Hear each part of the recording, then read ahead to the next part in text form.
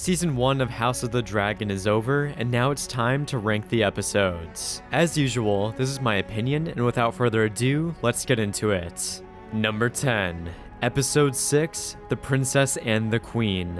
So even though this episode is at the bottom of the list, that doesn't mean it's flat out bad. It's just, this episode had the unfortunate circumstance of being right after a 10-year time jump. So every development is either a reintroduction or throwing us into something entirely new that doesn't really make sense in the given context. The biggest rift to me is Daemon's endpoint in episode 5 and the starting point for this episode. We end with a man killing his wife, still being a nuisance in King's Landing, and saying that he's going to claim his inheritance and getting Runestone. For the latter, we never hear of this development again, and we never know if Daemon actually inherited Runestone. We actively set up a conflict between Gerald Royce challenging Daemon in court, but nothing comes of this. Then Laena is now suddenly betrothed to Daemon and they have 2 kids. This is jarring to say the least, given that he just killed his last wife and is still kind of obsessed with Rhaenyra. So any scenes here are immediately off-putting from how much of a disconnection we have from where we left off and this point in the story. The same thing applies to Rhaenyra's relationship with Sir Harwin and other minor plotlines like Alicent's bond with Larys and Sir Criston.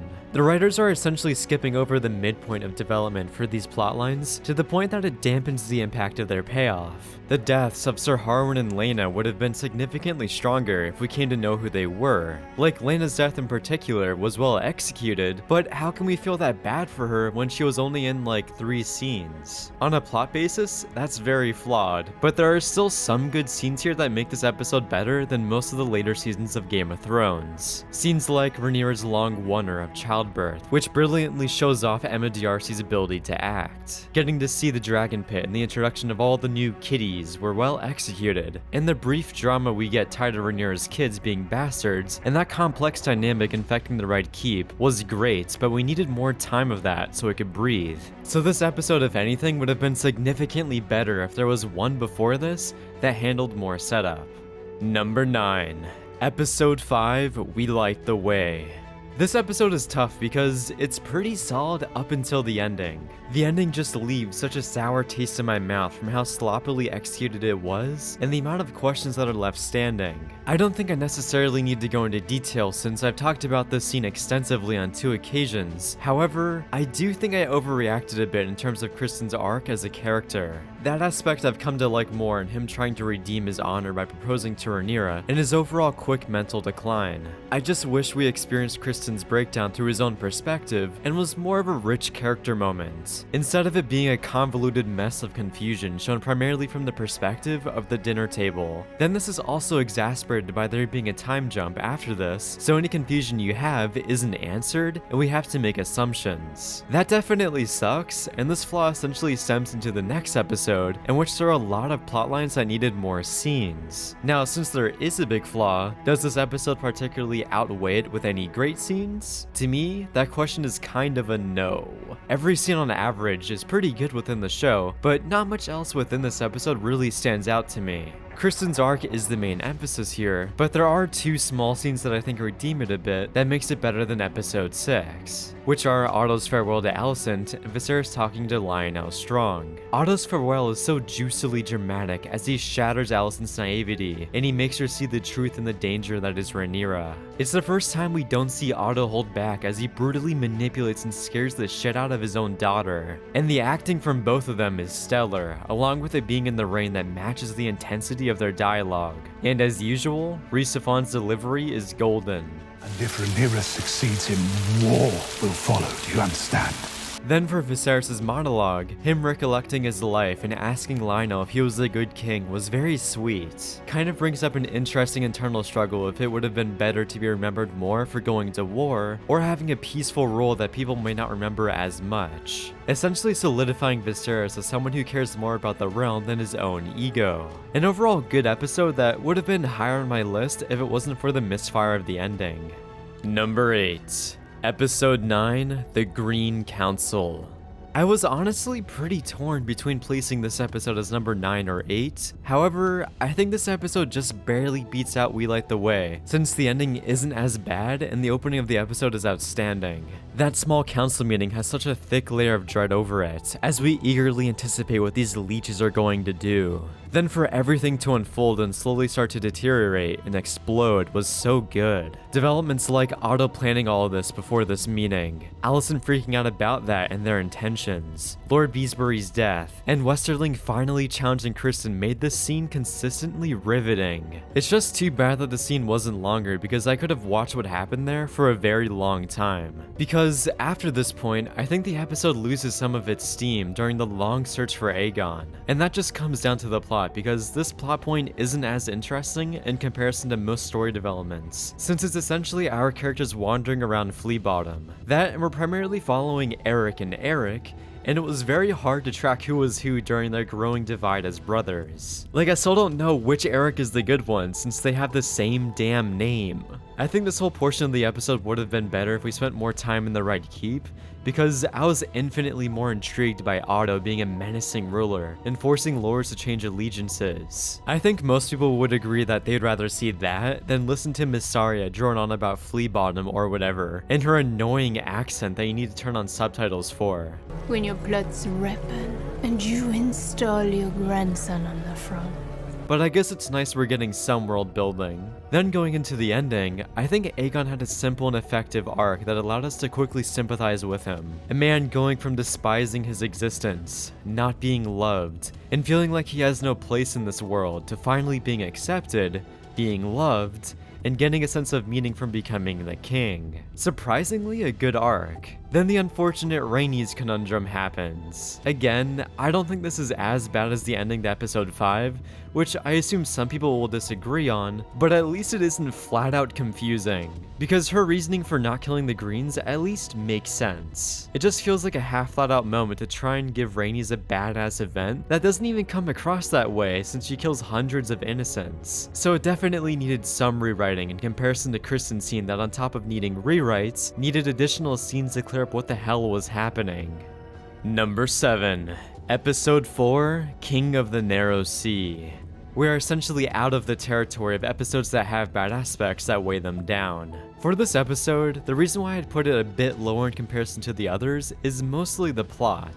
Rhaenyra's lust-driven adventure with Daemon and him dumping her wasn't my favorite episodic debacle. Firstly, it felt a bit confusing as to Daemon's motivations because his intention was to soil Rhaenyra for marriage so he can marry her himself, thus becoming king. But that plan is pretty ridiculous given that Viserys would never buy that. So then, was he actually lying in that moment to Viserys? Did Daemon improvise that plan to hide the fact that he almost fell in love with Rhaenyra but stopped himself? Although in episode 7, he says that he spared Rhaenyra in that moment, so that would back up his plan of ruining her image to marry her himself. So yeah, that felt a little convoluted to say the least, but I still really enjoyed the dynamic between Rhaenyra and Daemon, and their overall night out in King's Landing was cool. That and the writers paralleled this fun adventure with Alicent's relationship with Viserys, which was devoid of life and enjoyment. This then leads to a romantic scene with Sir Criston Cole, which at first I loved, but now that I hate Sir Criston, it makes me upset seeing this. That doesn't hurt the quality of the episode, it just makes me salty.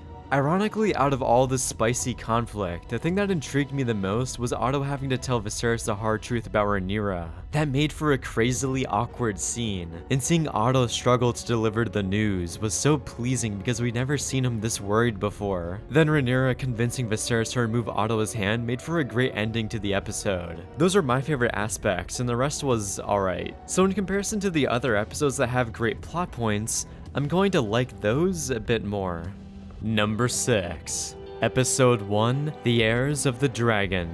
Normally, the first episode for different shows tends to skew towards one of the lesser episodes since they are tasked with having to do a lot of setup and exposition.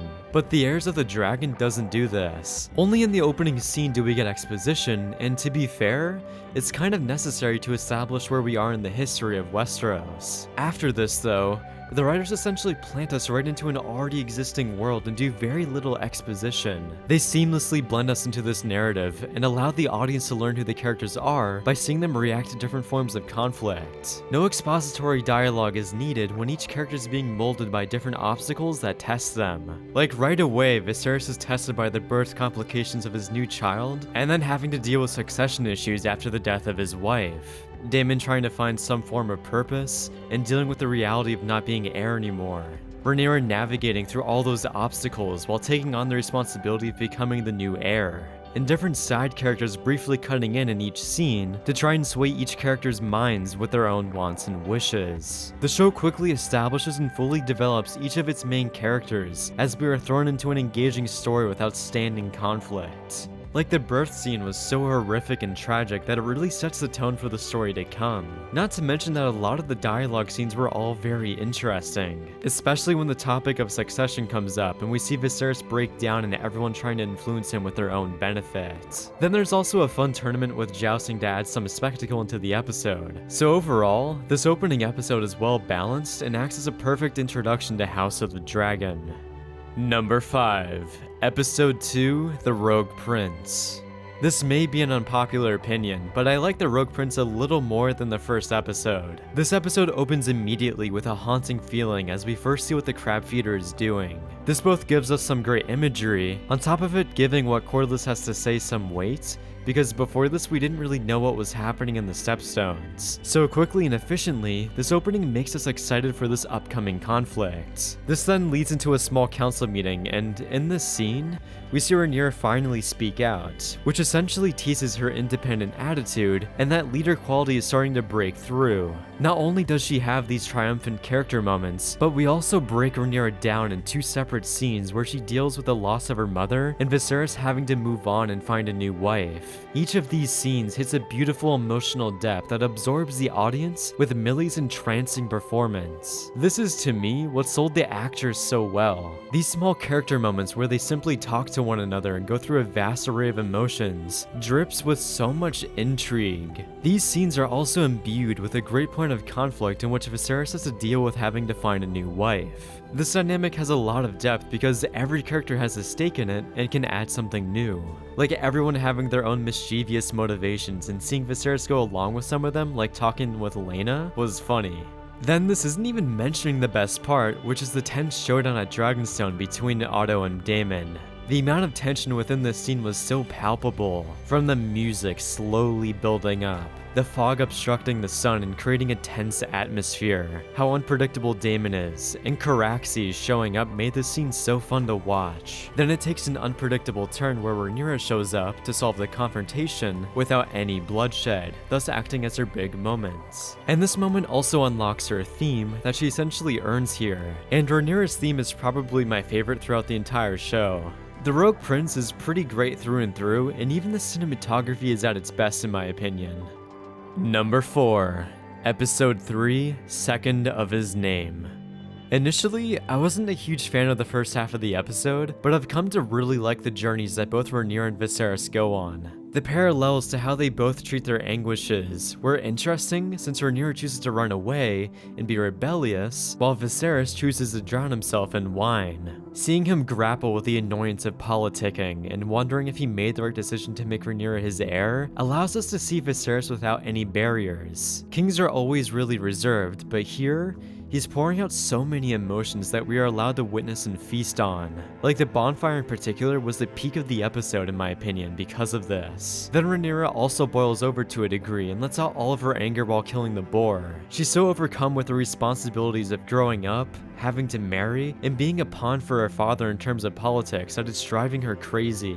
So her showing back up to the camp drenched in blood makes her seem like a badass and commands respect. I also like the small detail of Sir Harwin being kind of turned on by that, kind of foreshadowing the future. This dual journey has some great character development, and even the resolution afterward in King's Landing was pretty touching. Viserys deciding to let Rhaenyra choose who to marry was a great compromise, but yet again, that's not necessarily a good choice to make as a king.